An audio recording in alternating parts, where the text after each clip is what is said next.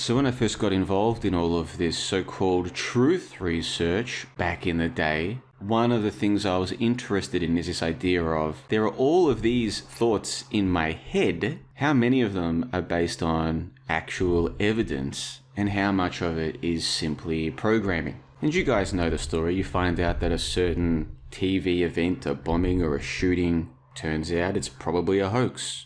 And then eventually you start looking into things like evolution, outer space, dinosaurs, and you find out all these things that you took for granted, you had a complete faith in. Maybe there's not as much so-called scientific evidence to support these things as you might have been led to believe. Sure, I get it. And of course there are lots of booby traps along the way, and some people get stuck in new ridiculous belief systems like flat earth and all the rest of it. You guys know the whole story. What's wrong with that? But the point is that for a lot of us, and this includes me, one of the things that we found so addictive to this so-called truth research was this idea of, holy crap, all this stuff that I've believed for so long, I might not have as much evidence for it as I thought I did. I might have been programmed, conditioned, indoctrinated, if you will. And I was recently chatting with a guest for a Bonversation, and I had all of my notes and questions prepared because I went through his material ahead of time to get ready for the show, as I always do. And then he threw something at me that was a complete curveball. I hadn't heard him speak about this in his other podcasts or the videos that he makes or the things that he writes on his Substack. Hadn't seen this one. He basically hit me with the idea that maybe consanguinity, that is people marrying their cousins, might not be as bad for us as we've been led to believe. What the fuck? A genuine curveball. I did not see that coming. But very quickly I found myself thinking, now hold on one darn tootin' second. People marrying their cousins and having children with them, how do I know that that is as bad for the offspring as I've been led to believe? Wouldn't surprise me if it is bad for the offspring, but how do I know? Have I looked into this properly? Have I tried to find the scientific studies that have looked at large data sets across different populations, longitudinal, track the health outcomes for the children born to consanguineous relationships and those born to what we might call normal relationships? Have I looked into this? And of course the answer was no. And have most people spent the time looking into this? No. And then I found myself thinking, why do I believe that this is probably bad for the kids? Where did I get that idea from? And then it hit me. Pop culture, as is so often the case. In fact, there's an episode of The Simpsons that came to my mind straight away. I don't think YouTube will strike me for playing just a little bit of this. This is from a season 6 episode 1995. How was the town of Springfield first created? It all began when Jebediah Springfield first came to these lands with his partner, Shelbyville Manhattan.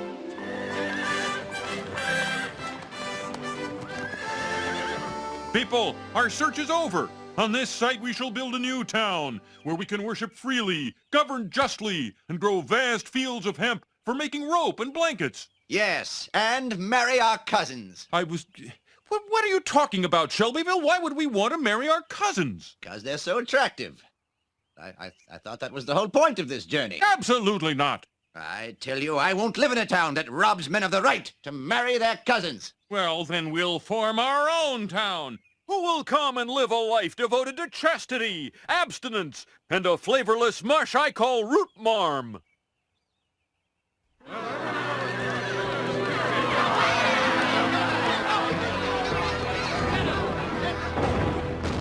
Oh, how we did laugh.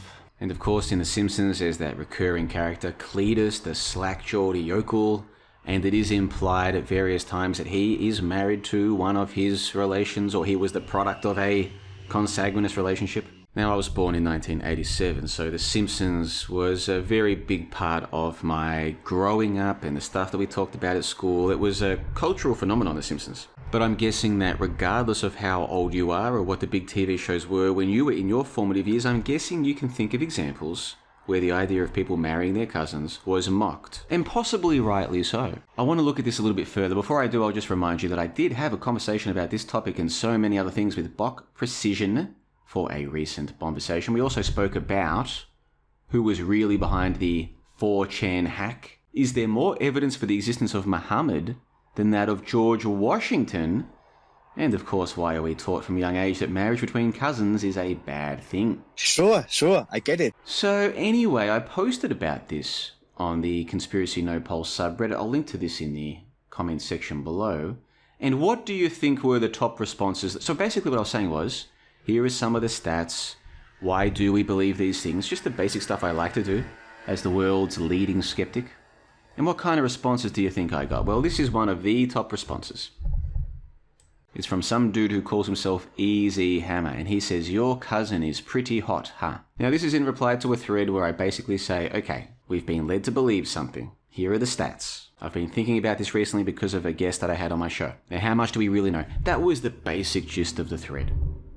And sure enough, the top reply is someone saying, look at someone who looks weird, that's why. And then the second top response is, your cousin is pretty hot, huh? Give me a break, these idiots. It wouldn't surprise me if they are pretty hot, to tell you the truth. If they're related to me genetically, then yeah, they probably are very cute and intelligent, let's be real. But no, my interest in this has nothing to do with wanting to marry my cousins. My interest is, hold on, here's this thing that I believe and all these other people believe with complete faith.